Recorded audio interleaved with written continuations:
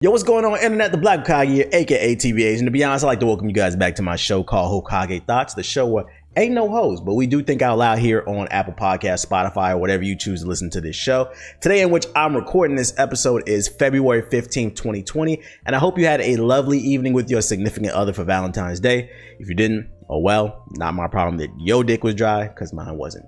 Now, before we get into the show, just know that if you enjoy the show, make sure to rate this. I got something on my damn eyelash, or whatever.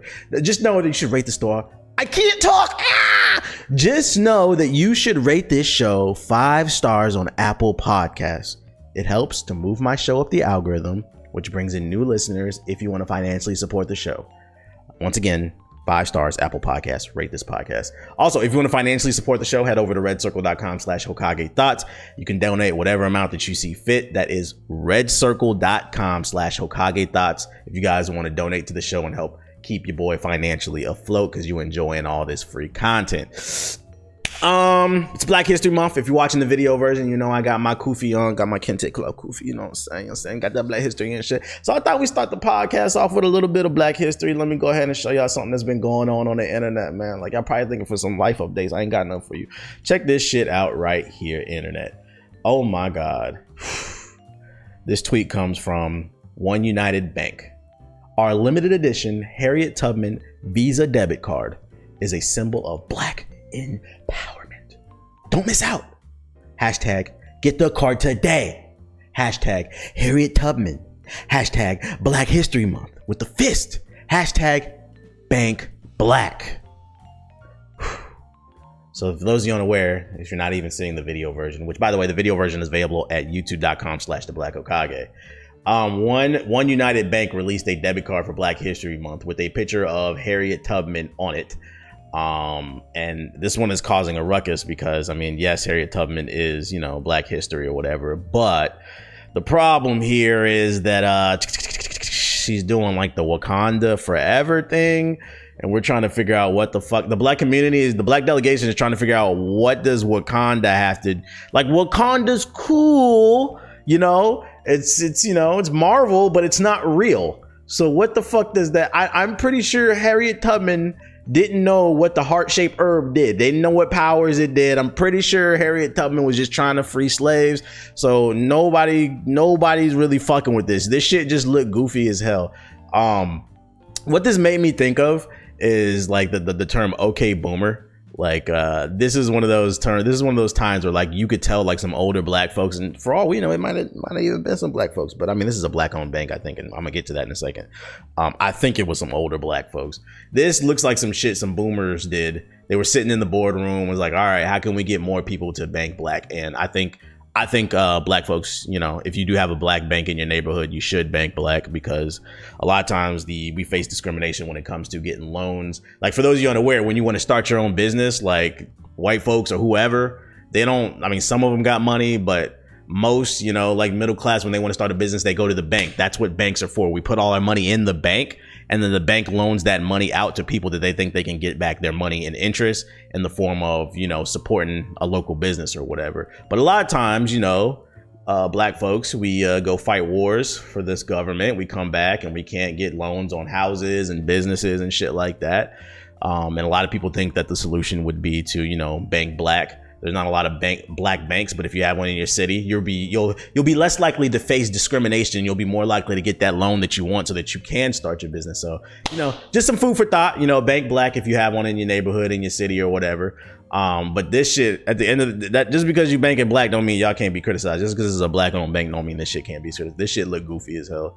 And what's especially bad, like I said, is this One United Bank. According to their Twitter, we're America's largest Black-owned bank, working to empower the communities we serve. And it just feels like they're out of touch. It was like a bunch of old 50, 60, 70-year-old Black folks sitting in the boardroom. Like, yo, what are the Black kids like now these days? Oh, Wakanda Forever. And then everybody knows Harriet Tubman. So they just, I got an idea. Let's combine Marvel and Harriet Tubman. And it's like, nah, bruh.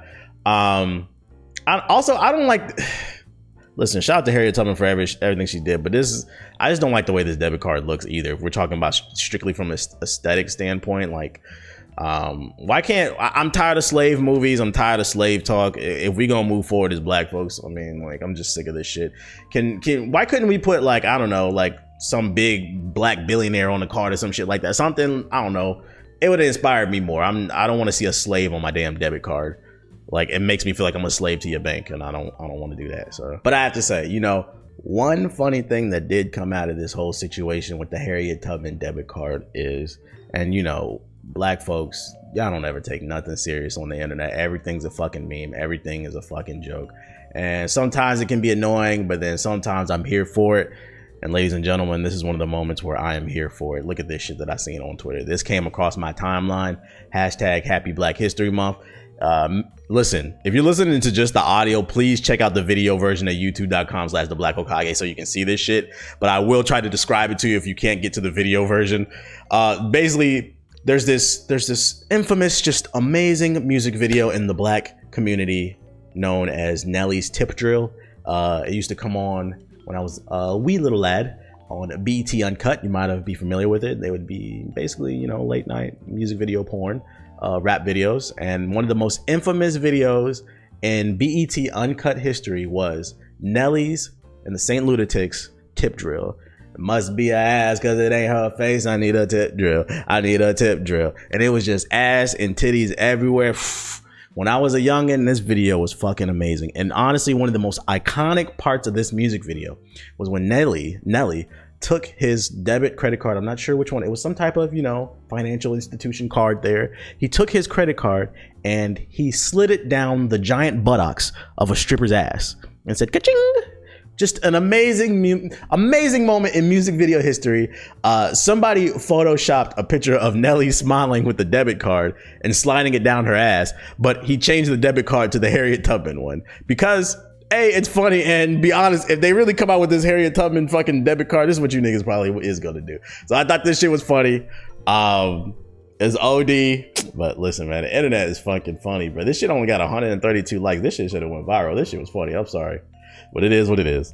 Fucking. All right, I'm done talking about that goofy ass shit. That was just some quick ass news. The Harriet Tubman debit card. If you haven't seen that shit, can we get some other like American black heroes and stuff? Why not put like the Tuskegee Airmen on the debit card? That shit would be fly, pun intended.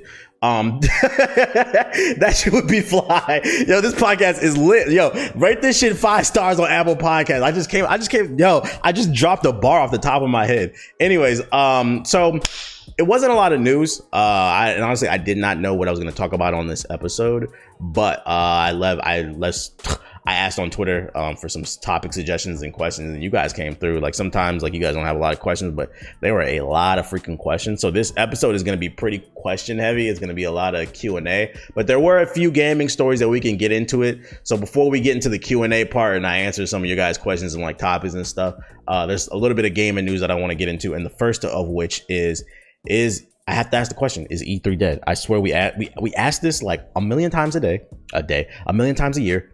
We got to answer it again. Is E3 dead? And this time, the reason I'm asking is because industry veteran Jeff Keighley tweeted this out. I wanted to share some important news about my plans around E3 2020.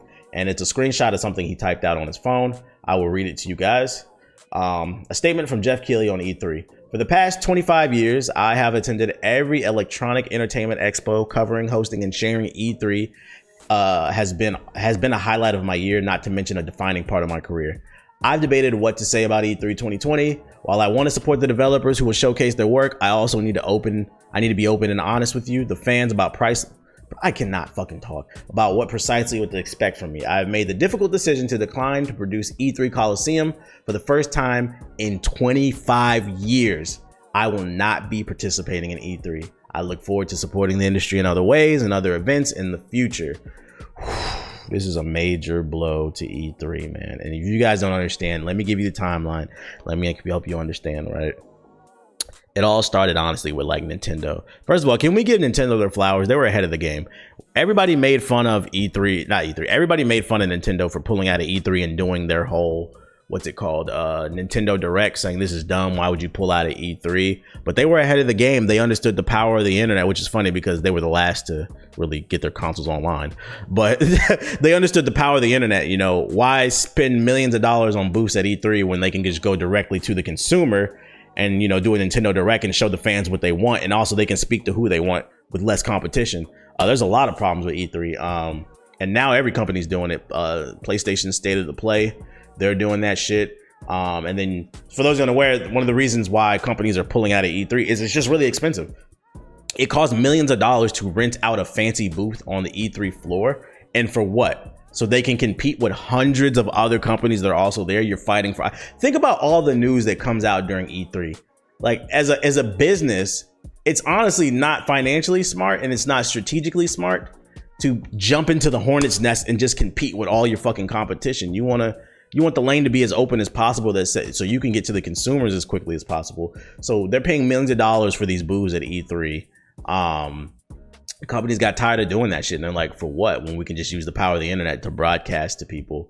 So then you had PlayStation pulling out, Nintendo pulled out, EA pulled out. They do their own event. Every year EA does EA Play now for like the last 3 or 4 years, where once again they do hold an event in LA, but they get to control the message, and it's nothing but EA games there. They don't want to deal with the competition. So if you want to play EA games early, you got to go to EA Play.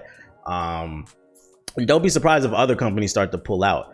The last big thing standing at E3 is Microsoft with it's pretty much the Microsoft fucking show now. It's not even E3, it's Microsoft, and then what, like Square Enix and Ubisoft and shit like that. And like the thing about Ubisoft is their games are good as of recent, but does anybody really care about them at E3? They're if there's one thing I know, Ubisoft is going to put out 1 million trailers for the game before it comes out. So what they show at E3 honestly does not matter, because they're going to spam your fucking inbox on YouTube anyway. So I could argue Ubisoft is 1 foot out the door, because they've been utilizing the internet heavy too. They be doing like whole 20-minute gameplay walkthroughs and shit like that, showing you what the game is like. But this is a big hit for the industry, I think, with Jeff Keighley. And like, for those of you who understand, Jeff Keighley is the Pope of Mountain Dew and Doritos. You guys, I don't want to get to that. That's not the point. If you're not familiar with who Jeff Keighley is, he's the guy that hosts the Game Awards show every year in December. The white dude. And then also he does the E3 Coliseum, like you said, and he said he's not going to do it. He would be hosting a lot of on-air talent and stuff and talking about games at E3 and stuff. So basically this is another show being pulled out of E3, and it's like, it's only and what makes it worse is E3, from what I understand, they really haven't done anything to tighten up their security. There was a big data breach with E3.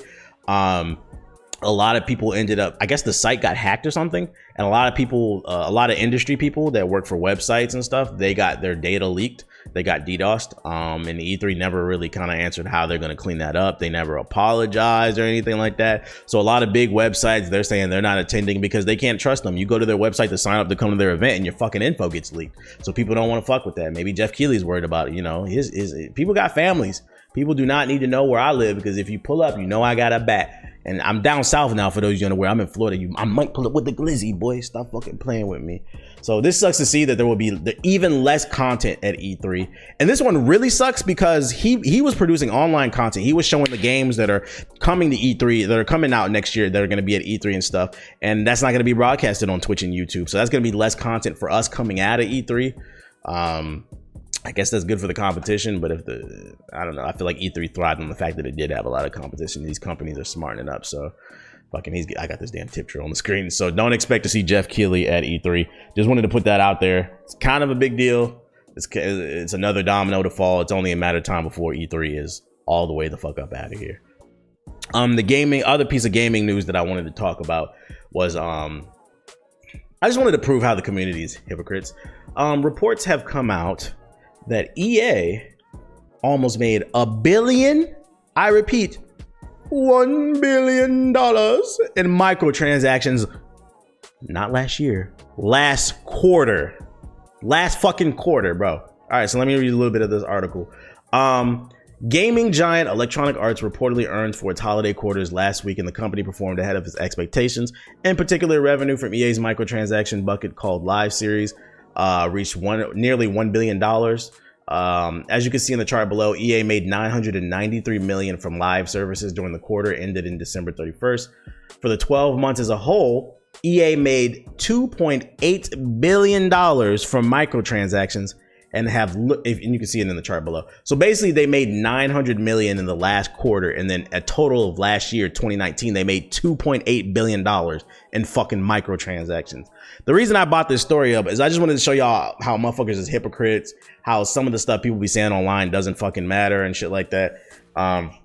Everybody swears they hate microtransactions. Everybody swears they're not buying them. How the fuck did they make they made almost $3 billion in microtransactions? Mind you, if you don't understand why this is such a big deal, they didn't make almost $3 billion in fucking game sales. This does not include the games, okay? This does not include the FIFA sales, the Madden sales, Star Wars sales, all the other EA games, fucking Apex Legends. Like, well, that's a free-to-play game. That's just straight microtransactions. But you get the point. It does not include the hard disk sales. We're strictly talking about microtransactions, add-ons. What I'm trying to tell y'all, Josh, should probably look into them EA stocks. It might be a good time to invest, but that's beside the point. Because motherfuckers be on the internet or Reddit talking about, I'm never gonna buy a microtransaction, I'm never gonna, but you motherfuckers is buying them. And you know the funny story time, funny thing is, I was at an EA event, right? This was last year. Oh, it was EA Play. And at EA Play, they had a fucking thing that for all the content creators that they flew out, that's a part of their EA Game Changers program, because for those of you unaware, I am an EA Game Changer.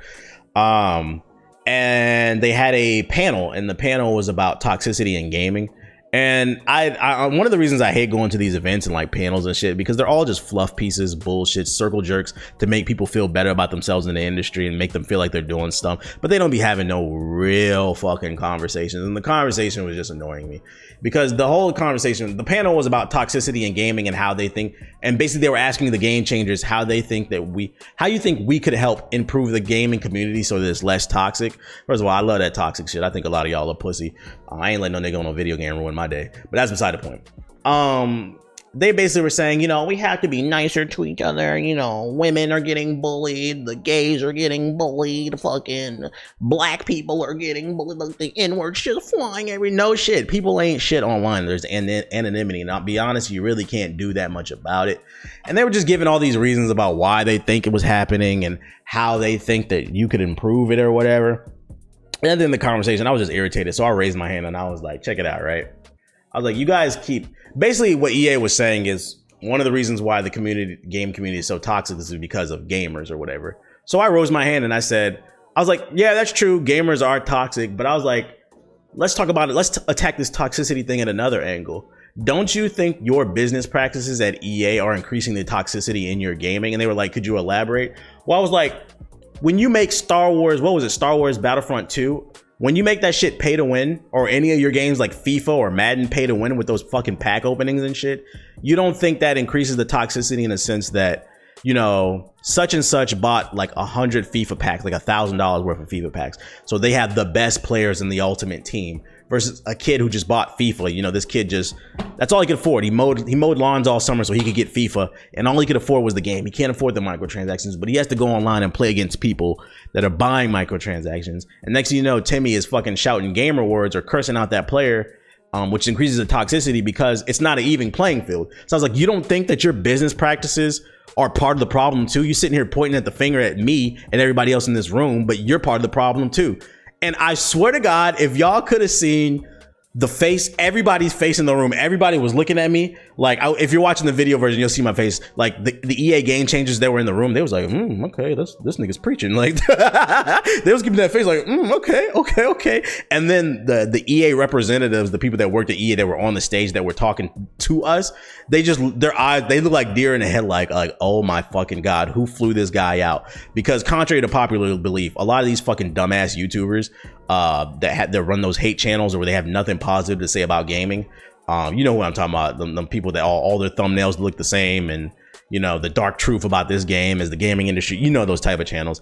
They are, according to them, EA game changers get paid out and we get free cocaine and strippers and get our dick sucked to play Anthem and shit like that. That's not the case. Don't get me wrong, there are people in the room that are just excited about being flown out to events and getting hands-on time with things early and being able to give their feedback. There are people who are just excited to be in the room, but there are also a lot of people in the room who are genuinely trying to make change and improve the games in the community. And the problem is, I mean, you can only give so much feedback. The bottom line is, are these companies going to listen? And EA don't be listening. They be listening to their fucking investors, what's making them money and shit. So I just wanted to put that out there. There do be people in the room, and I'd definitely be one of those. I'd be on their ass.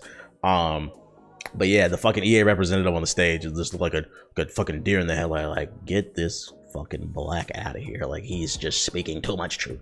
So long story short, it led to like an awkward moment. Like she gave me like this runaround. She was like, oh, that's a very good point. Like, she gave me this runaround answer. Didn't even really answer my fucking question. So I was like, whatever. I see what this event's about to be about. Some fucking bullshit. True story too. At the end of the fucking panel, because my question was the last one, the room was like in shock. I'm walking out of the room, right? And this representative from EA pulls me to the side. He's like, hey. I was like, yeah. I was like, were you the guy that asked that question about like toxicity and like business practices with EA? He's like, yeah, listen, man. I was like, yeah. He was like, listen, man. Loved the question. Great insight. You're making a very valid point. But here's the thing, man. As someone who works at EA, you got to understand, people love microtransactions. I swear to God, this dude sounded like, yo, real shit. This dude sounded like, if you ever seen Avatar: The Last Airbender, if you remember the Ba Sing Se saga or the Ba Sing Se arc, you remember how like they were dealing with like espionage in the government, and they were trying to cover things up, almost like some North Korea type shit, where like they were giving Avatar Aang and Katara and everybody a tour of Ba Sing Se, and the tour was guided by a government agent, and she was like, everything is great in Ba Sing Se, we don't have any problems, but it was bullshit. It was kind of like that. Like it was like some North Korean Ba Sing Se shit. Like, I don't know what you're talking about. Like, it was great. This man pulled me aside. He's like, people love I swear to God, verbatim, this is what he said. People love microtransactions, man. Like, you sit here and you say that, you know, our business practices are bringing up toxicity in video games, but the reality is that somebody's buying them. And, you know, I thought about it. I was like, he's not wrong. He is not wrong. It doesn't make it right, because it doesn't make it right. I feel like with the business practice, I still think that they should find a middle ground. I understand that EA is a business, but I do think that you should find a middle ground between some decent business practices and trying to, you know, maximize your profit. But he was like, people love these microtransactions, man. And you have to understand it from the business standpoint. Like, somebody is buying them. And I'm like, but the problem is, like, I feel like you're allowing in the gaming industry, people who buy a lot of microtransactions, because it's not a lot of people, but the people who do buy them, it's a small percentage of your fan base. And what they call them is whales. Believe it, I don't know what documentary it was. I don't know if they still use this term, but it was some documentary I've seen. But game studios and game businesses, they call these people whales that buy microtransactions, because these whales, they spend most of the money. Like the 2.8 billion is coming from a very small percentage. These people, like, I remember there was some YouTuber in the 2K community that said he spent like $80,000 in 1 year on NBA 2K card packs, bro.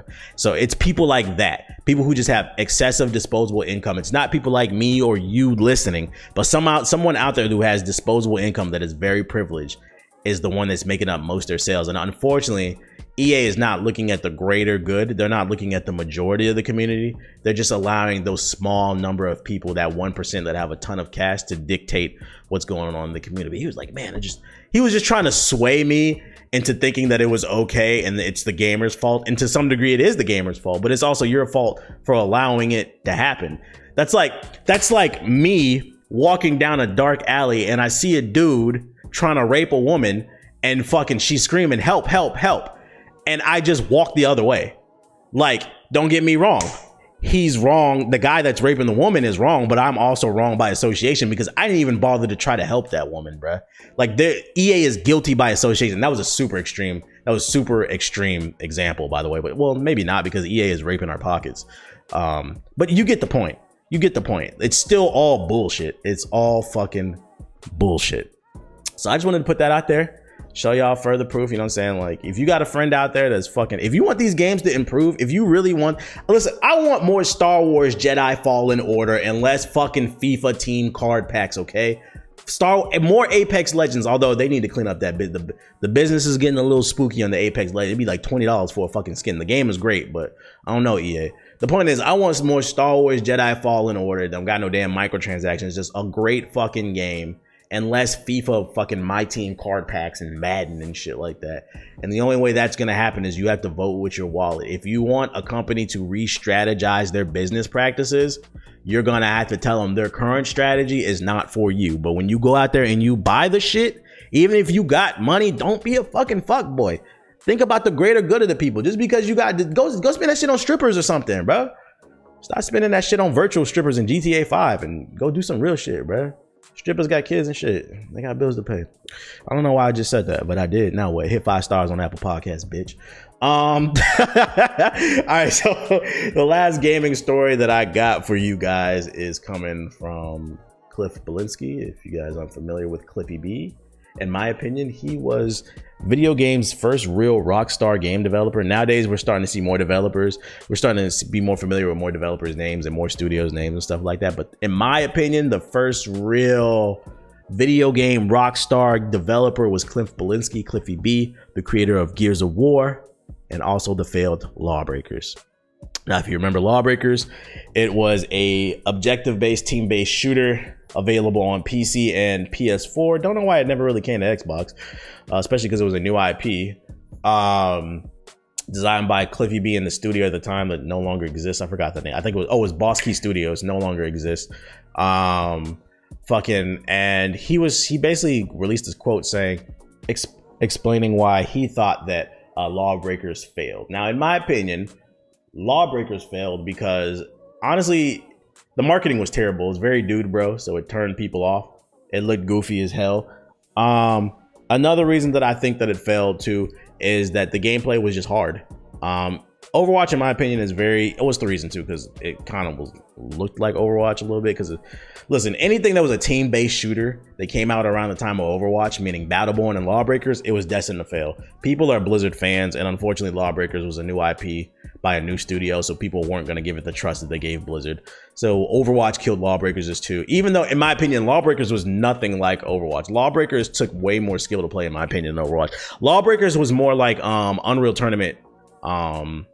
It was a Twitch shooter, a real twitchy shooter. Really, you really had to be sitting up in your chair, sweating hard as fuck. And I'm not gonna lie, I actually liked the game Lawbreakers. It had problems, but I did like the game. But that's because I come from a background of Unreal Tournament 2004. I used to love that shit. And the original Unreal Tournament. But I think it failed because the marketing was terrible. It was too dude bro. I didn't understand why they did that. It was trying to compete with the Overwatch, unfortunately, and it was a new IP. And then, unfortunately, the game failed because by design, it was hard to pick up. It's one of those games, it was fun once you understood how to play it, but it was harder to pick up because it was a Twitch shooter. And unfortunately, gaming has become more massive. It's not as hardcore as it once was. I mean, it still has the hardcore audience, but when something goes mainstream, there's going to be more people, which means there's going to be more scrubs too because of numbers, and scrubs were complaining that the game was too hard. But that's beside the point.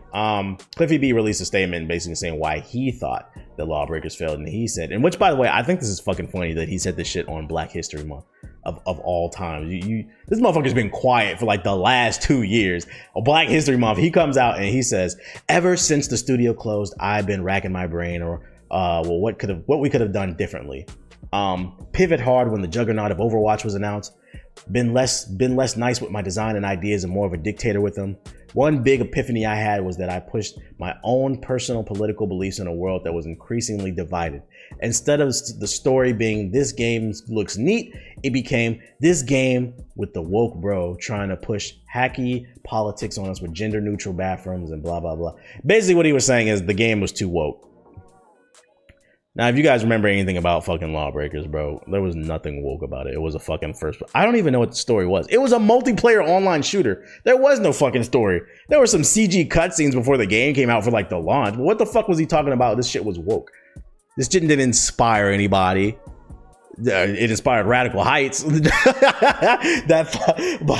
man is so fucking full of shit. Yeah, I remember when Radical Heights came out, and he was like, "Yo, this is a passion project. We've been working on it for 5 months." How is this a passion project for 5 months? What are you talking about, bro? It's a video game. So I thought this was funny. He said this on Black History Month that it was just too woke. I think there was like one black character in there, fucking Lawbreakers, and I think he was on the fucking. Because for those who know where the reason the game was called Lawbreakers is there was two sides. There was the law, the good guys, and then the breakers. Those are the criminals. I'm pretty sure the black guy was one of the breakers. Game wasn't that damn woke, nigga. Shut up. I'll never forget Cliffy B blocked me because I said Overwatch was better than Lawbreakers. This nigga blocked me on Twitter because I said, yo, real shit, funny story. Who remembers this? Okay, so if you've been in the Twitch chat, right? Fucking Cliffy B blocked me because I tweeted him and I told him Overwatch was better than Lawbreakers. This man blocked me. And then like a year later, when Lawbreakers was starting to fail and the numbers were dwindling, I guess he saw one of my streams and people were telling him to unblock me. So he unblocked me because he saw I was one of the few people still supporting the game, which I thought was funny. It was funny too all the way because I was actually at the Lawbreakers launch event, which is funny. I didn't get to talk to Cliffy B. He was there, but I didn't really feel the need to talk to him. I was like, whatever. But I thought that was funny. This motherfucker unblocked me when it was convenient, when the game was failing. But when I tried to give him real advice why the game fucking sucked, he blocked me. And in my opinion, that's why your game failed, because Cliffy B, you have a fucking ridiculous ego and you don't want to listen to anybody. But hey, not my problem. Whatever. Moving on to the next story. Let's see.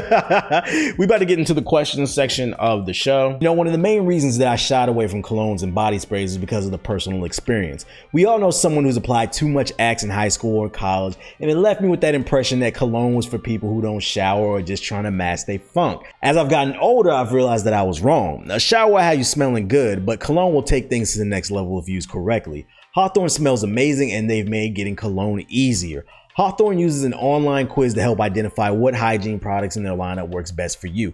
They'll ask you things like your skin and hair type, how often you shower, hair length, age, how often you apply deodorant, and more. This custom experience is what separates Hawthorne from the pack. My quiz results led me to receiving 2 very masculine scents, and if you know anything about me, you know I love that masculine stuff. And my girl does too. Now she want me to wear that Hawthorne on every date night. Their deodorant, shampoo, and body wash I've also received, and those are products that I've incorporated into my daily routine because I can feel the difference in quality. And the best part is Hawthorne is totally risk-free with free shipping and free returns. And since Hawthorne is a sponsor of the show, I got a special deal for the listeners of the Hokage Thots podcast. Head on over to Hawthorne at hawthorne.co and use the promo code Hokage to get 10% off your first purchase. That is hawthorne.co and use the code Hokage at checkout for 10% off your first purchase.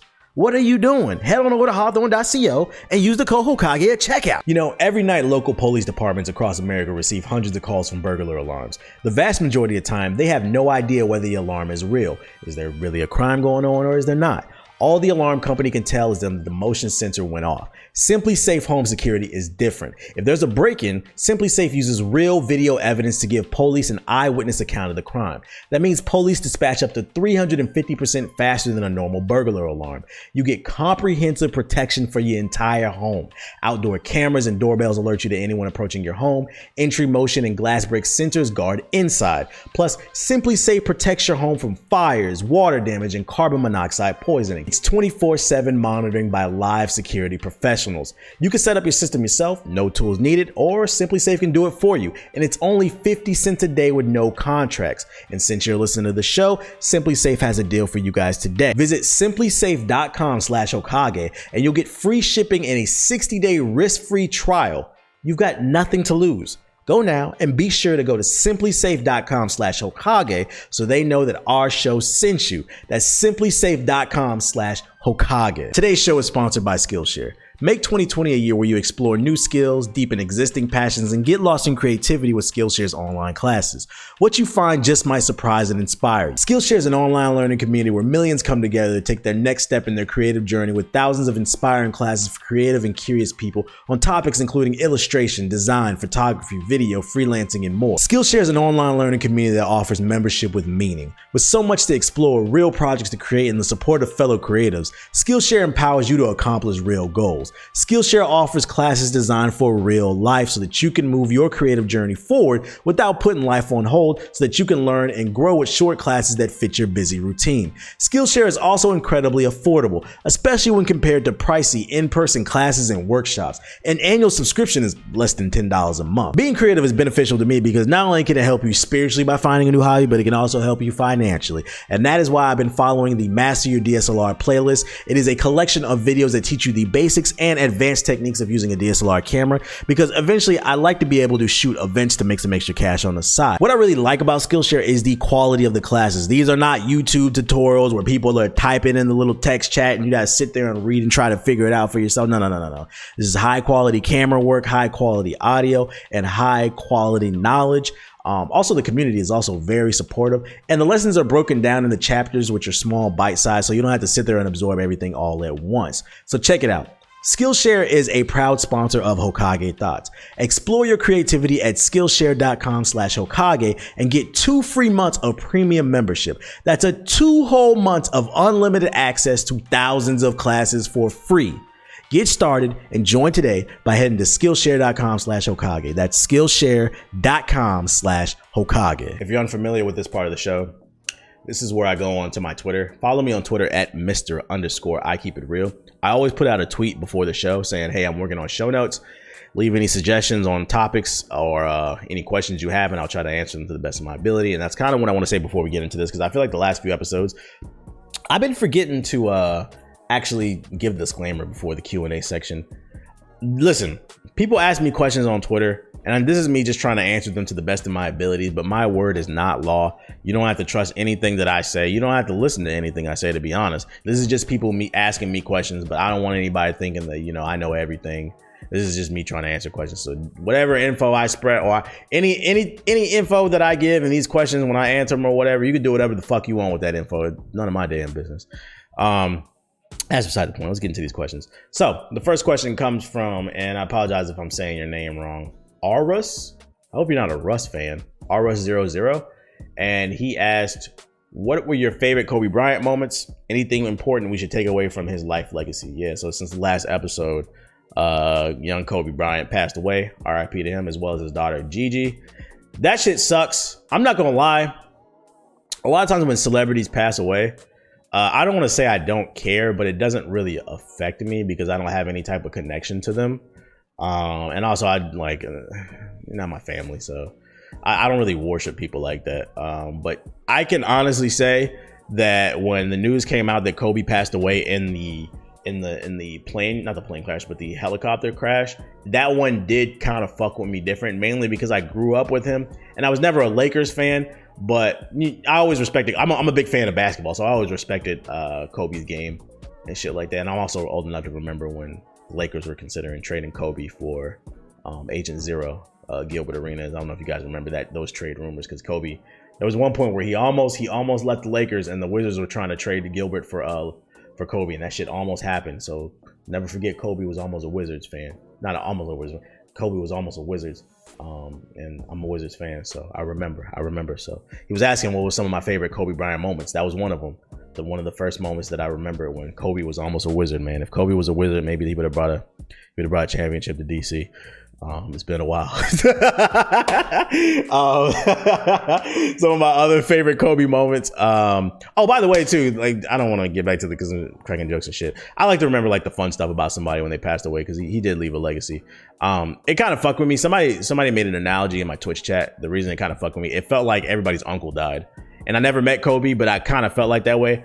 I wasn't bawling out crying, but I did get a little misty eyed. I did get water up a little bit. I was like, damn, they took, and he was young too. He was 41 or something like that too. I apologize if I don't know his exact age, but he was 40 something. He was young. This dude just retired a few years ago. He's supposed to be in the Hall of Fame this year. So we won't even, that shit's going to be sad because we're not even going to be able to see his Hall of Fame speech.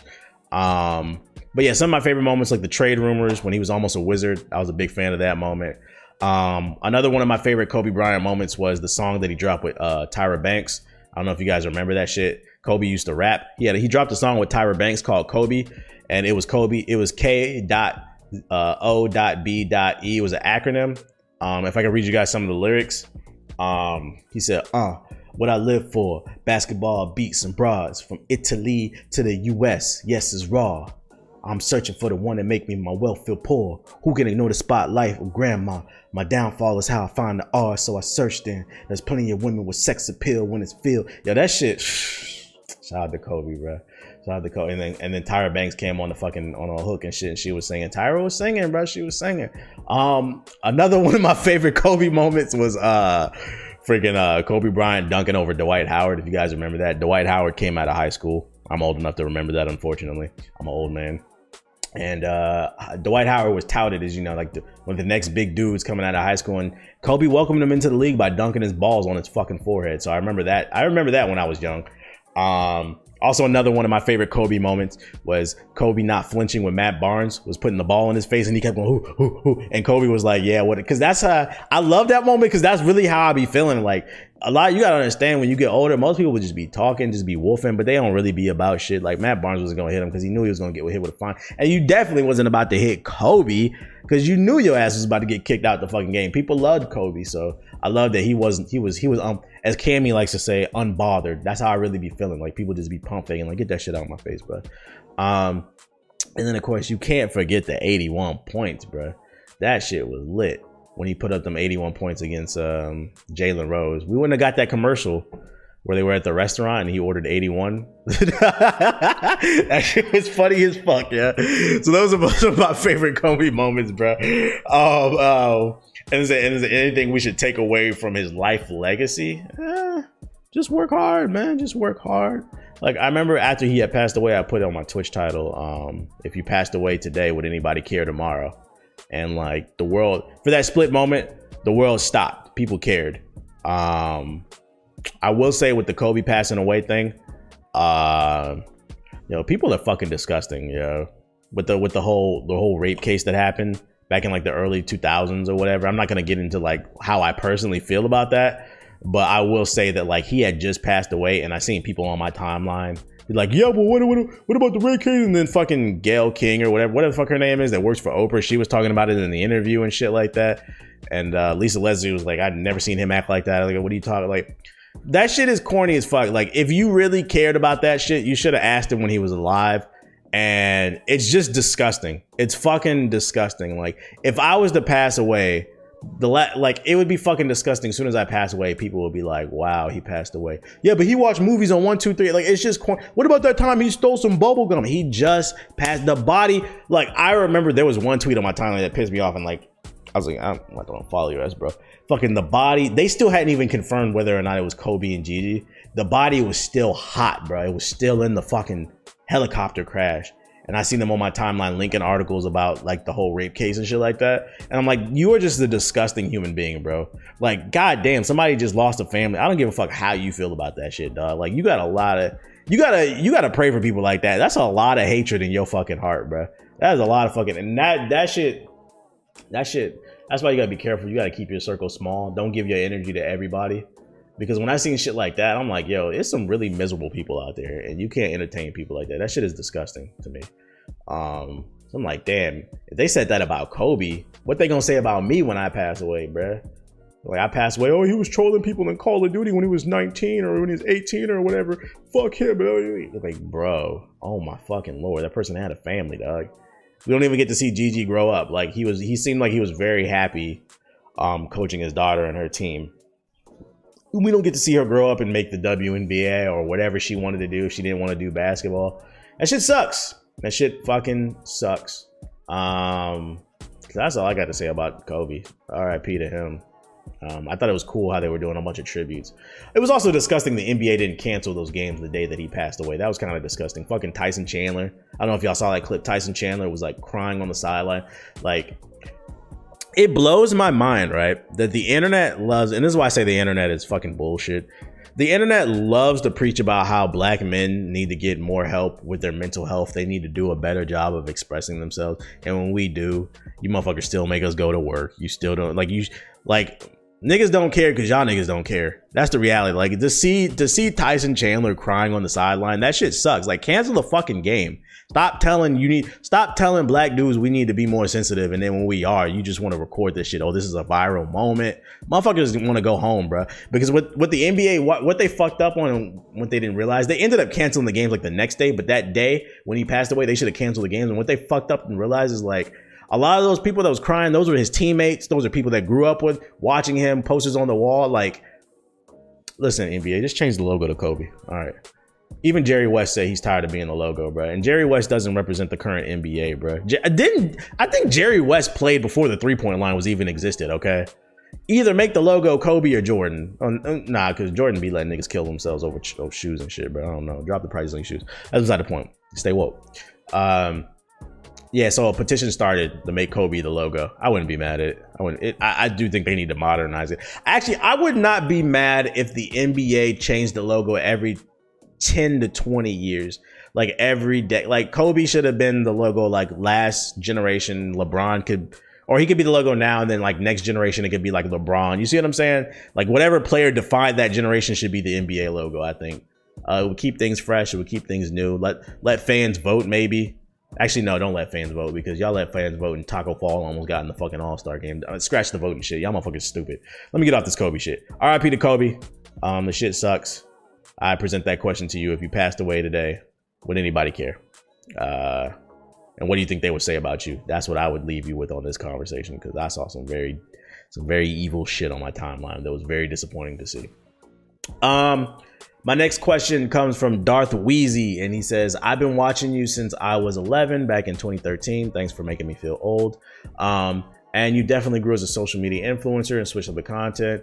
How are you so patient with social media and growing on platforms? Because I'm new in the content creator world and it's hard.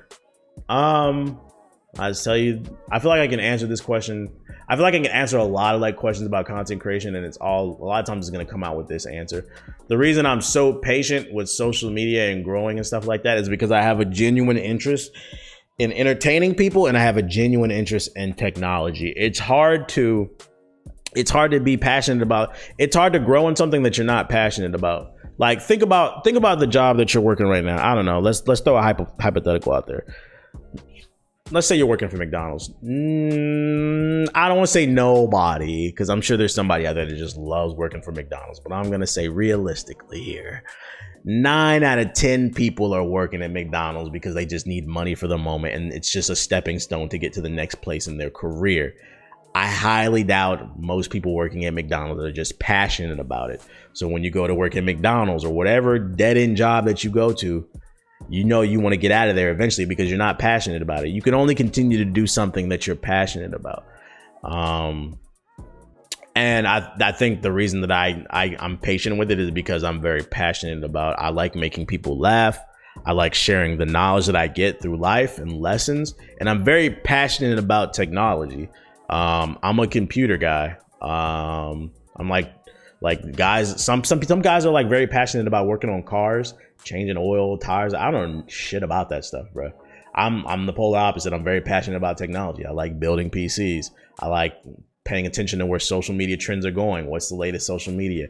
What's the latest cell phone technology? What's the latest console technology? Like anything that's technology driven, I'm interested in it. I'm very passionate about it. If you just kind of sort of like it, I'm not saying that you can't make it, but it's going to be a whole lot harder. So I would tell you to find and figure out what you're very passionate about. And that's a very hard discussion to have with yourself. It requires a certain level of self-awareness that you might not have right now.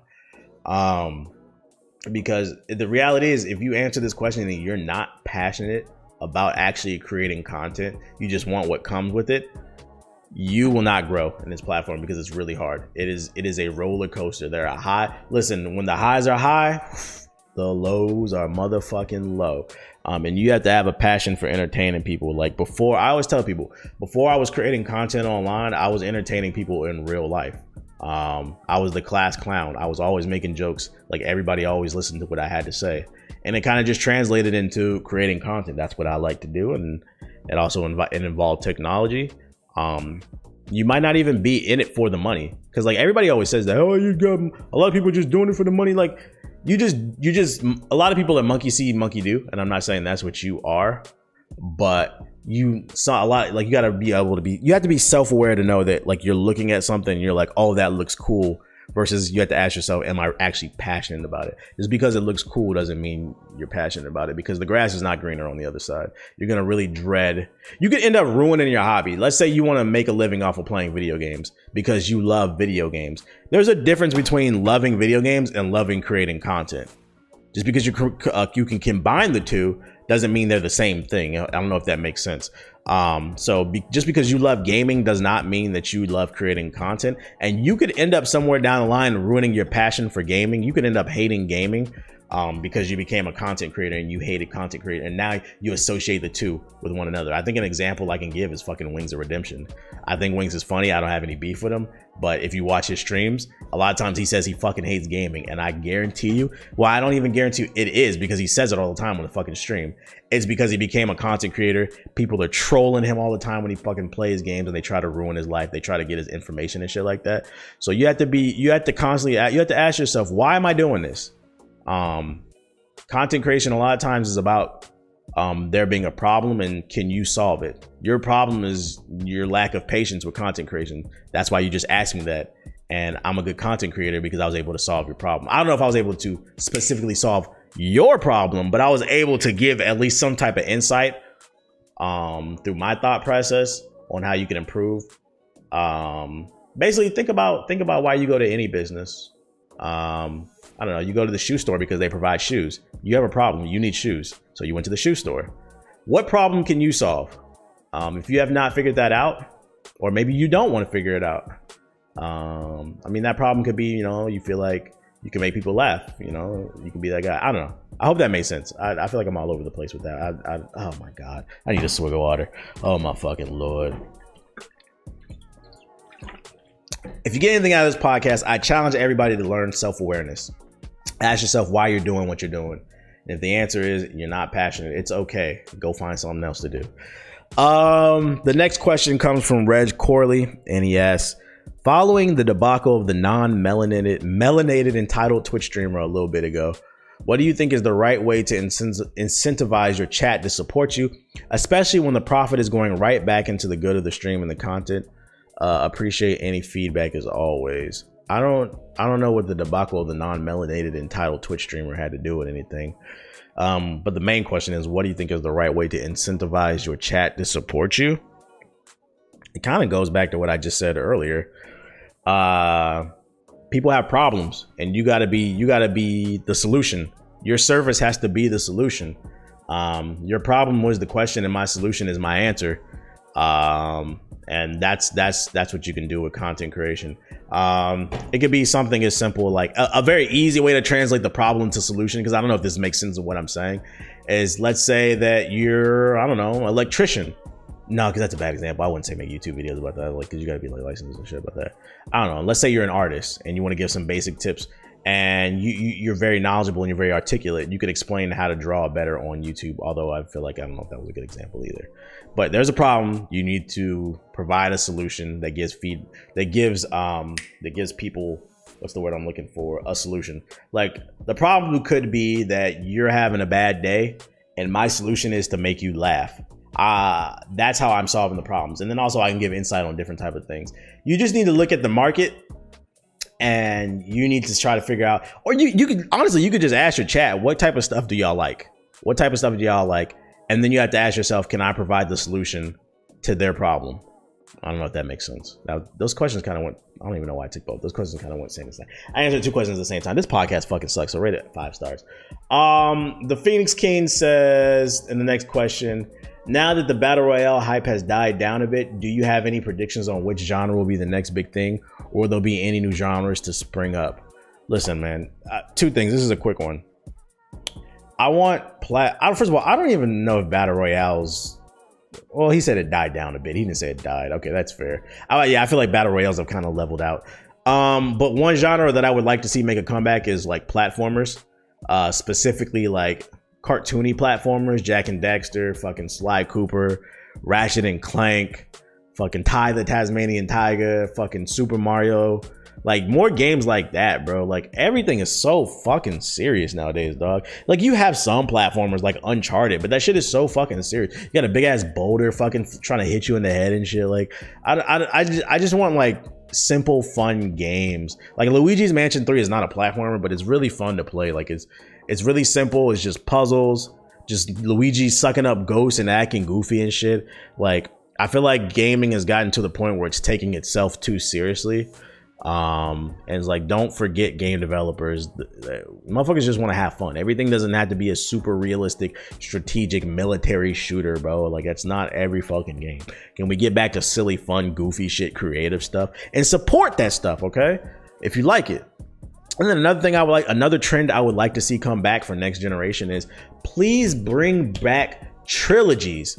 I'm sick and tired of every game having 10 fucking sequels, bruh. It was Jak and Daxter, Jak 2, Jak 3, the end. I think there was there's 4. Now there's 4 Sly Coopers. But originally there was a trilogy and then there was a 4th one on the PS4. But you get the point, bruh. Trilogies used to be a big thing like back in the day, and then the developer would move on to the next thing, but they keep making more Madden, more FIFA. I'm sick of that shit. Fucking make new games. We need new IPs. Those are the trends I want to see. The next question comes from Wise Youngin, and he says, how important is mentorship for Black people? I don't know why, race is definitely an issue, but I don't know what the fuck race has to do with anything on this one. I think mentorship is important for everybody. Your mentorship can come from your parents. It can come from somebody at your school, somebody from your job. But I think mentorship is important. I think when you're always the smartest person in the room, that's a problem. That means you lack mentorship. I like to be around people that are smarter than me. And intelligence is relevant, right? Like a motherfucker could be super intelligent in business and be socially stupid, like socially awkward, if that makes sense, right? Or you could be really smart in science and fucking completely dumb in math. Well, no, you can't, because those kind of go hand in hand. But you get the point. Make sure to surround yourself, I think, with people who specialize in things that you can constantly be learning from. That's why a lot of relationships be failing. I feel like you need to have a significant other that you're constantly learning from. Otherwise, you motherfuckers are just gonna have sex, and when the sex gets boring, you just gonna start arguing. But you'll appreciate somebody a whole lot more when you're learning from them. But mentorship is important to everybody. I don't think that's a Black person thing. I need some damn mentorship. I've been doing my best in 2020 to surround myself with different people. I'm trying to branch out and try to collab with some other people. I'm supposed to be on another podcast. I don't want to say which one yet. But I'm trying to just learn from different people. You can learn something from everybody. Never forget that. You can learn even the dumbest motherfucker on your block. I don't know, man. He might make fire burritos or something. You can learn something from everybody. So humble yourself. But I think mentorship is important for everybody. It's not a Black thing. The next question comes from Demented Gamer, and he says, any advice for someone trying to get their finances in order? I'll be honest, I've never been the best at keeping up. I've definitely been able to, but I fell out of that mode for a while, and it felt like it was a big struggle to get there. Love the work that you put in, by the way. Appreciate the words. First of all, what do you mean when you say I'll be honest, I've never been the best at keeping up? I hope you don't mean keeping up with the Joneses, which is a term. It's a boomer term, a Black boomer term, basically meaning trying to keep up with the latest trends and stuff like that. If that's what you mean when you say keeping up, like keeping up with the Joneses, trying to keep up with the latest iPhone, the latest shoes and shit like that, that would be my first tip. Stop trying to flex. Stop trying to keep up. Where live your life to how it works best for you. Be yourself. Don't be out here trying to impress anybody. Plus, the people who are actually rich don't bother spending their money on trying to look rich. People who are actually rich are just fucking rich. Fucking Bill Gates be walking around in K-Swiss and shit. So I wouldn't keep up with the Joneses. Also, a tip that really helped me for finances. I just recently started doing this. It seems obvious, but learn how to cook, man. I've always learned. I know how to cook basic shit. Stop eating out. I used to eat out a lot these past few years. Just Uber Eats. Ooh, yo, I'm the Uber Eats champion, dog. I used to order the Uber Eats out of the motherfucker, bro. But that shit adds up. And since I moved to Florida, the last month and a half that I've been here, I have not eaten out. I can proudly say I've done nothing but cleaning. I got a brand new spanking kitchen, and I would feel bad if I didn't take advantage of that. So I stopped eating out and I just started cooking every day for myself. The only time I eat out is, when you take your lady out here and there. But other than that, I cook, and I've easily saved $1,000+ in this past month alone just from stop eating out. Uber Eats is the fucking devil. Grubhub, DoorDash, Postmates, Caviar, whatever. I know all the apps. Yes, I do. Because some apps only have certain foods and others don't. Trust and believe, I was ordering off of all of them, but not no more. So stop eating out. Which is another example of actually humble yourself. What else did I write down? I lost my place on my freaking notes. Oh, understand what sacrifice is, man. If you want to save money, you're gonna have to, like, everybody talks about sacrifice, but are you really willing to sacrifice? Like, sacrifice could be something as simple as, like, you get paid next week, but that new Marvel movie that you want to go see comes out this week and you're down to like your last $50 or some shit like that, and you might go spend 20-30 at the movie theater, and then the next day you might not have money for X, Y, and Z. Sacrifice is knowing that, why don't you just, you may not be able to be part of the conversation, the water cooler conversation at work about that new Marvel movie on Monday, but you'll be fine financially. Just wait till next week when you get paid, and then you can go see it. Understand that everything is not for you. You don't need to spend. Understand truly what sacrifice is. Like, it's like Drake said, like, while everybody was out partying, I was making the music that they was partying too. Focus on yourself. And then the best tip I can give to you, like, this is something that I personally do. Even though I was eating out a lot with Uber Eats, I was still financially fine. That's probably why, because I had excess income. But just because you have it doesn't mean you got to spend it. I like to live my life like I'm poor. Humble yourself when you up, so that when you come down, life ain't that much damn harder, because life is ups and downs. And if you humble yourself while you up, meaning that, you don't always have to go to the fucking fanciest restaurants. You don't always have the latest clothes. When you come down, you'll have some money in your fucking bank account. Because I tell you what, if you don't humble yourself, life will humble you for you. Fucking your ass be broke, you lose your job. Because one thing I notice about life is, like, whenever something bad happens, it always happens in like threes, or you get what I'm saying? Like, multiple things always happen like back to back. Like, you lose your girl, you lose your job, you lose your car. Like, things just keep happening back to back to back, and you want to be ready to handle that bullshit. I had some bullshit that I was dealing with personally. And I was so happy that I don't spend my money, because I was able to handle it. For me, the way that I look at my finances is, I would rather, like, an example I can give you is, I had a situation back when I was like 21, when I had a roommate that wasn't paying rent, didn't pay rent for like 3 months in a row. And fucking, it was draining my finances. This is before my YouTube like blew up. It was draining. I was still like doing a regular job. And fucking, it was draining my finances. And thank God that I didn't spend my money, so I was able to take on that person's rent, their half of the rent or whatever. But like 3 months in, my bank account started getting into the yellow.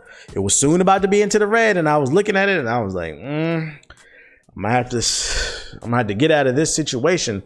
Because in my mind, if I put myself in the red, I wanted to be because it was for something that was important. So like, let me give you an example, right? I don't know. Let's say, this is an extreme example. I don't know. Your dog dies, right? And you got to pay for, like, you want to pay for a funeral.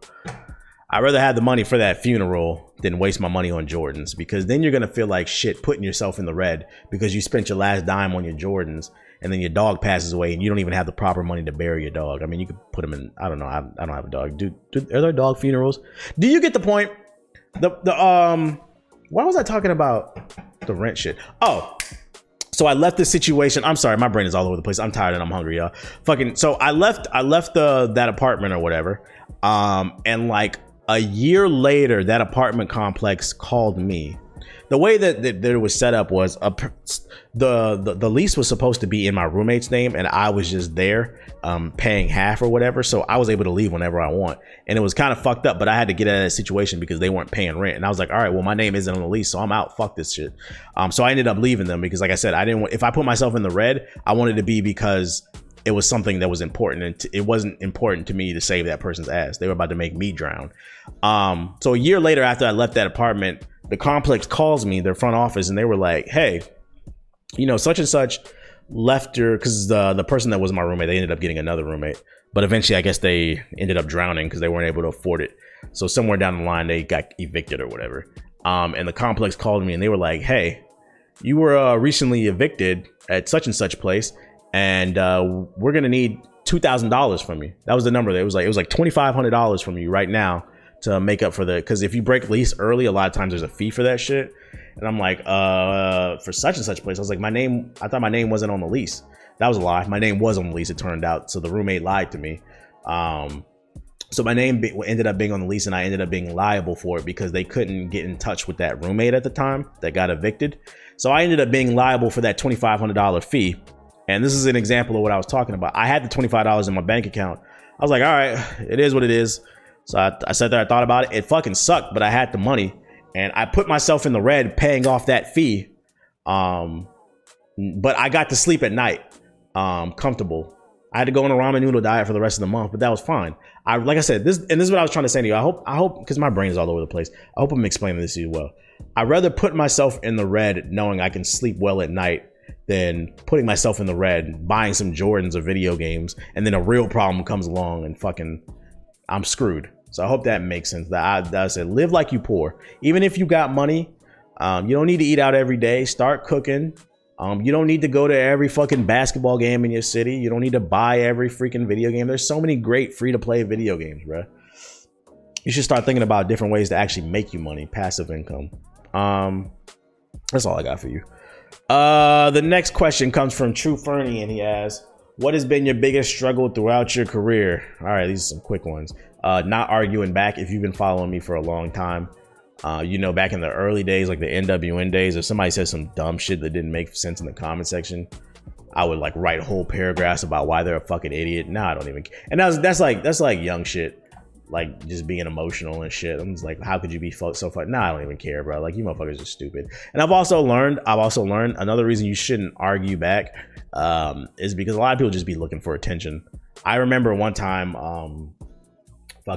I was on Twitter and I searched my name, because a lot of times when you're a content creator or you do anything in the public eye, people will talk about you, but they won't at you. So what you can do if you're looking for real feedback, because a lot of times people will sugarcoat shit. If you're looking for real feedback and you're a content creator, you can search your username on Twitter and you'll find people talking about you, but they didn't at you. And you can see what their real feedback is about your content.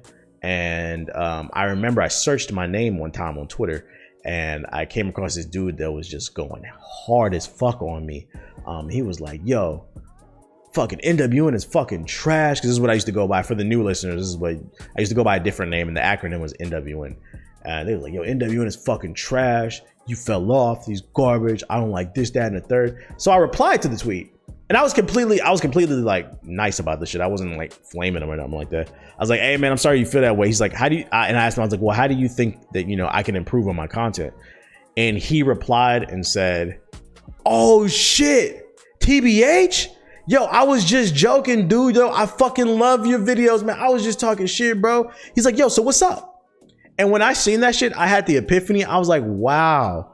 People are really just miserable and they want attention. Now, I've had several situations like that happen like that. A lot of times people are miserable in their real life. So they'll go a little bit harder on you and take it out on you because they don't know how to deal with their emotions. Like I said, they could have just lost their job. So they'll get on your video and you could be talking about the new Sonic movie and you'll be criticizing it. And you could just be like something like, hey, I thought the movie was too short. And they'll write a whole paragraph. Well, you're a fucking idiot, because they had a bad day. And they don't even realize what they're doing, because once again, people are not self-aware. So I've learned not to argue back with people, because most people are just looking for attention and most people are honestly miserable. And they don't know what to do with their energy, unfortunately. And that kind of goes back to the mentorship. And that's why mentorship is important. Another one of my biggest struggles throughout my career is, let's see, being misunderstood. I'm very misunderstood. Online content creation is full of like fake positive people. Like, y'all know, bro, if I'm having a bad day, I'm not going to stream. I'm not going to create a YouTube video. I'm not going to be fake happy about shit. Like, niggas be going through shit, bro. Real life shit. And I just don't understand these fake positive people. Like, it's just nothing but positivity. Bro, if there's nothing funny, I'm not going to fucking laugh. So a lot of times I'm misunderstood. I've been called smug, stuck up or whatever like that. Like, my thing is though, is like, I'm just big on respect. I've even had some of my own viewers on Twitch say to me, like, I literally had one say he saw me in somewhere in Orlando. He said he saw me and he wanted to come up and speak to me, but I guess he was like scared or something like that. Like, I intimidate people, and like, I'm just big on respect. Like, you should never be able, if you see me in public, you should never be afraid to come up and say what up. I'll dap you up and say what up. I'm not for those. if you're a supporter and you come up to me and you'll be like, you think I'm gonna say fuck you, dog? Nah. As long as you like respectful and you don't come up to me on some goofy shit like with your phone out, like, yo, I'm here with TBH on Instagram and shit like that. Like, we good, bro. We good. Just respect my privacy and say what up, dog. And if you ask me for a picture, I'll take a picture. But just ask me. Don't be taking fucking pictures of me. That's the goofy shit that I don't like. I'm big on respect. That's all. And that, I feel like, because of that, I intimidate people, which is funny because I'm 5'5", and according to the internet, we're not a man. But I intimidate a lot of fucking other content creators because a lot of them are socially awkward, and I'm not into that goofy shit. I like to laugh and have a good time, but y'all know what I mean when I say that goofy shit. Just like when real niggas is in the building, motherfuckers shape up. So being misunderstood a lot of times, and even misunderstood from like my own audience, bro. I be joking about a lot of shit and people be taking it so fucking serious. And I'm like, it annoys me, and I'm still trying to understand this, where like people be like, yo, I've been watching you for like 7 years. And then they get mad at me when I joke about Cleveland. Listen, for the record, I legitimately don't have a problem with Cleveland. I make jokes about Cleveland or New York because I know it makes New York niggas mad. It's just trolling. It's just a fucking joke. But people be dead ass serious thinking I think all Philly women are ugly or some shit like that. It's all just a fucking joke, bro. And I rag on and then another thing too, people be taking everything so fucking personal. I don't take a lot of things personally. I rag on everybody's city, bro. But people be, when I start talking about your city, you take it fucking personal, bro. It's not that serious, dog. It's just a joke. We just talking about if your city's really that lit, why you getting so damn butthurt? I struggle with consistency. The only thing I'm consistent at is being inconsistent. But I guess I struggle with consistency because I think I struggle with growth. I'm always growing, but it's always very slow. And I'm just trying to I'm always trying to figure out how to crack that code on how to accelerate that growth. But yeah, I'm very inconsistent with posting stuff, and a lot of it has to do, I just be tired, bro. I be all over the place. I'm always trying like new things, and I edit all my videos. I can't afford to pay somebody to edit my fucking videos. And then on top of that, a lot of my money comes from Twitch and podcasting. It does not come from YouTube. The YouTube ad apocalypse is just ruined fucking YouTube. And then also the YouTube community, if you fuck with me, I fuck with you. But a lot of them niggas in the comment section, I do not fuck with them on YouTube. YouTube is very toxic right now, bro. We just become a very gluttonous society. More videos now. Motherfuckers want 10 videos a day, but don't have the time to share and like your videos. And like, it's hard for me. Sometimes it's hard for me being consistent because my own audience, I feel like they be going against me sometimes. Not everybody, but just like, it's being difficult for no fucking reason, bro. Like, these white folks don't gotta beg their audience to support them. They be posting they shit on Reddit, Facebook, and it's very confusing to me because I'll go on a YouTube video and it'll have 200 comments and 180 of them will be straight positive. We love the content, blah blah blah blah blah. And then I'll go look at the analytics, because you can see how many people shared your video, and nobody shared the video. And it's like, well, why would I want to waste my time being consistent doing that? There's multiple reasons. When I can just stream or something like that. There's multiple reasons why I have a hard time being consistent. But yeah, I'm very inconsistent. I'm always struggling with, for those of you wondering, how do you become more consistent as a content creator? I think every content creator struggles with consistency. Like, the internet is constantly moving faster. People want more, and people are so fucking judgmental. They're so I think people be forgetting that people make the content that they enjoy, and people just be treating other people any kind of way. I think an example is like fucking Young Jock with that video where he was using the Uber driving service, and people were like, what happened? You fell off. You felt like there's no empathy for any fucking body anymore. People just want more content, and they were trying to produce content out of that fucking situation. But because of the way the internet moves so fucking fast, it can burn anybody out. So be ready for that shit, and it only gets faster every year. So that's why it's important to always try new things and not do the same thing over and over, because things are always changing. And then my last one I wrote, one thing I struggle with is accepting that people don't know what they want. I've had a hard time accepting that, but it is what it is. Like, motherfuckers is dumb. Not you, maybe not you listening are dumb, but people who don't, like an example is like, there's constantly people coming in my Twitch chat that aren't like regulars in the Twitch chat. There are people that come from like YouTube, and they'll tell me I need to do X, Y, and Z video. But I did that video maybe in the form of like a podcast or like on the Twitch stream, and I'll upload it to YouTube, and they don't watch it. And they'll be like, you need to do this. And I'll be like, I did it. Well, where's it at? I don't know. And maybe some of that is YouTube. I've seen a lot of people saying they're not getting my videos in the sub box anymore. I don't know what's going on with that damn website.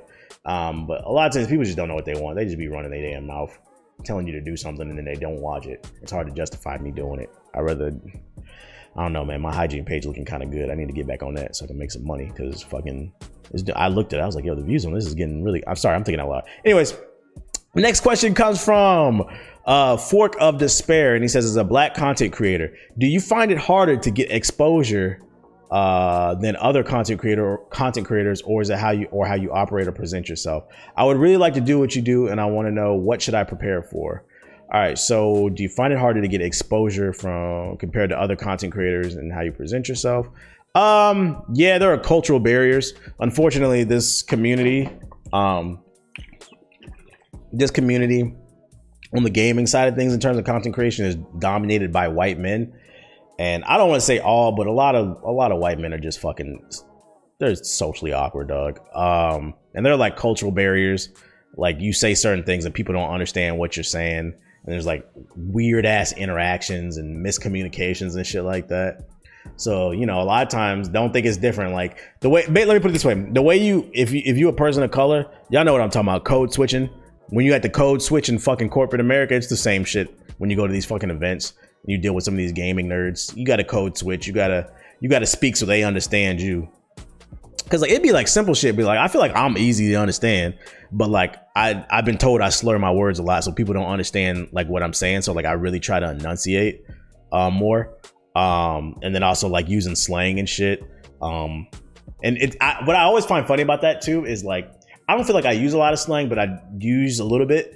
And I always find it funny that like people always preach about tolerance and the beauty of difference, but then they be upset when you don't speak like them, if that makes sense.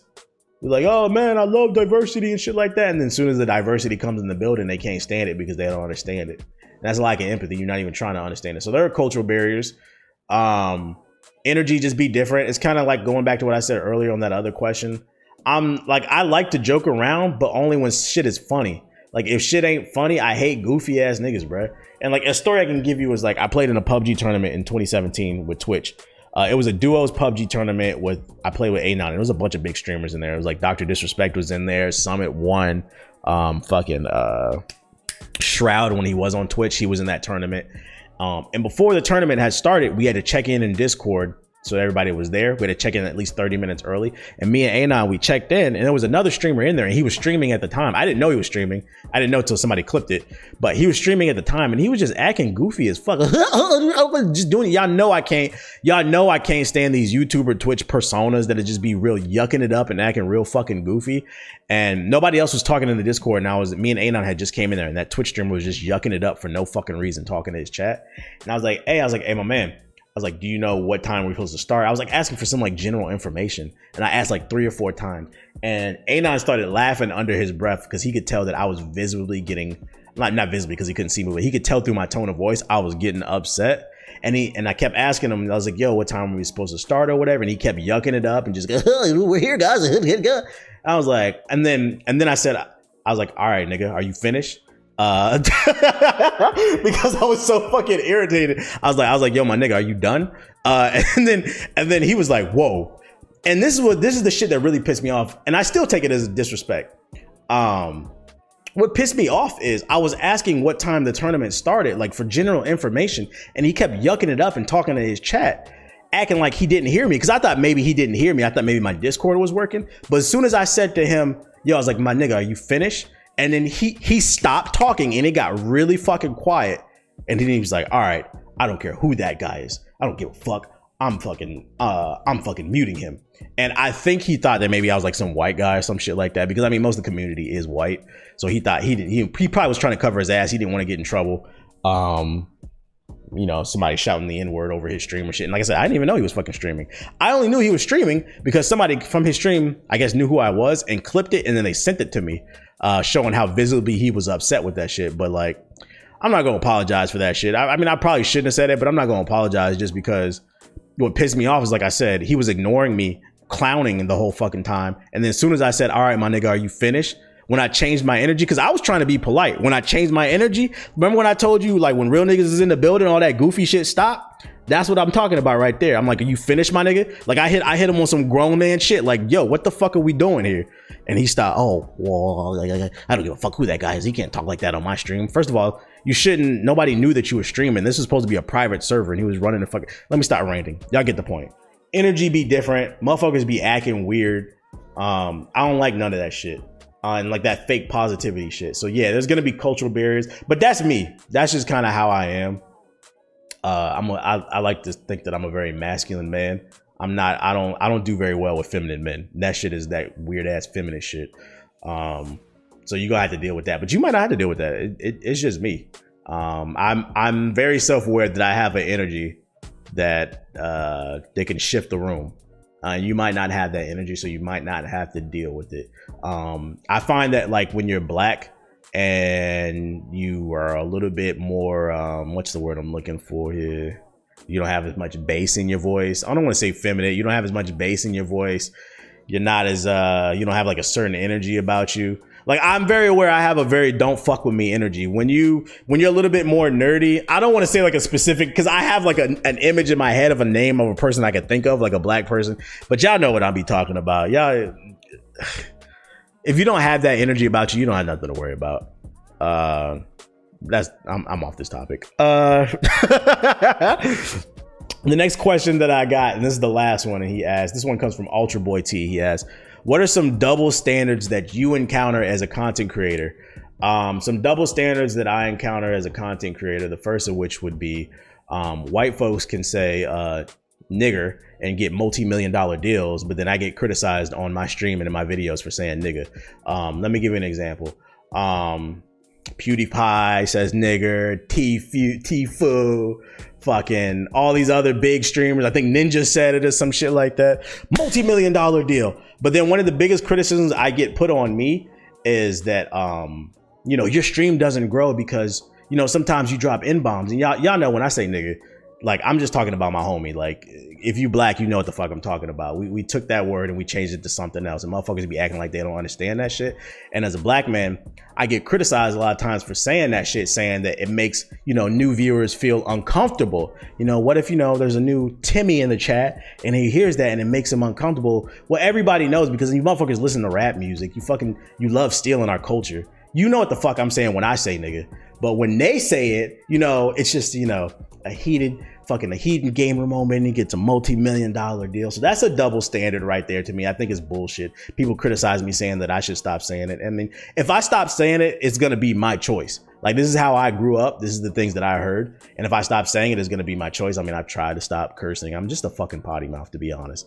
But I think that's a crock of shit. You know, PewDiePie shouts nigger. They say, oh, it's just a heated gamer word, a heated gaming moment. But when I say it, and I'm not saying it in a racist way, but when I say it, oh, it makes me uncomfortable. I can't watch your stream. Like, I just feel like it's a different culture. Like, what the fuck are y'all talking about, bro? That shit goofy as hell to me. And that's that goofy shit I be talking about. It's a lack of empathy, a lack of understanding. Everybody want to speak, but don't nobody want to be understood. And I think that's bullshit. That companies and these companies are bullshit too. They say they don't want to work with these fucking people. It doesn't matter, bruh. And fucking people don't want to. They say these companies don't want to work with like images that aren't clean, but they don't give a fuck as long as you got the numbers. They don't give a fuck what you say, bro. That's bullshit. So that's a double standard. And then another double. I don't know if this is a double standard, but sometimes like I feel like you're limited on the brand deals that you get based off your skin color. And an example I can give specifically is, this is like years ago. I got an offer for a brand deal with McDonald's. They came out with like some new chicken sandwich at the time or some shit like that. And fucking McDonald's reaches out. Well, it wasn't McDonald's, because I don't want to say that. It was a McDonald's brand deal, but McDonald's themselves did not reach out to my email. It was a PR company representing McDonald's on their behalf. So the PR company reaches out to me and they was like, hey, McDonald's is looking for clients to represent their new chicken sandwich. Could you produce an NBA 2K video promoting the chicken sandwich? And here's some ideas. And I swear to God, I wish I was making this shit up. This bitch told me. She was like, so like the idea we had for you was like, maybe you can go to McDonald's, get the chicken sandwich, and then you could be playing 2K, and then, you know, you get like a crazy slam dunk in the game, and then you say, McDonald's, you know, crispy new chicken sandwich in NBA 2K.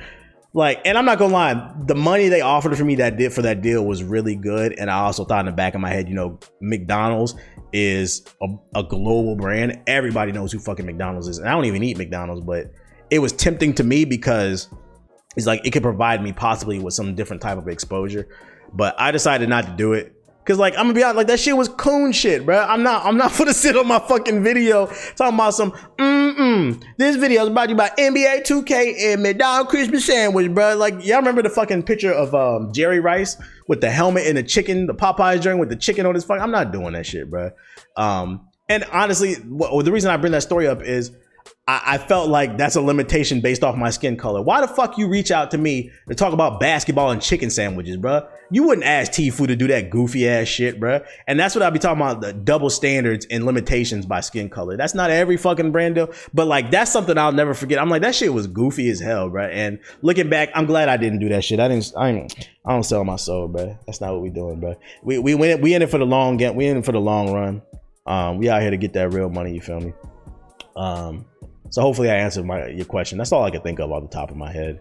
I'm pretty sure there's double standards. Well, there are double standards for being a woman. Then there's also for like being a black woman too.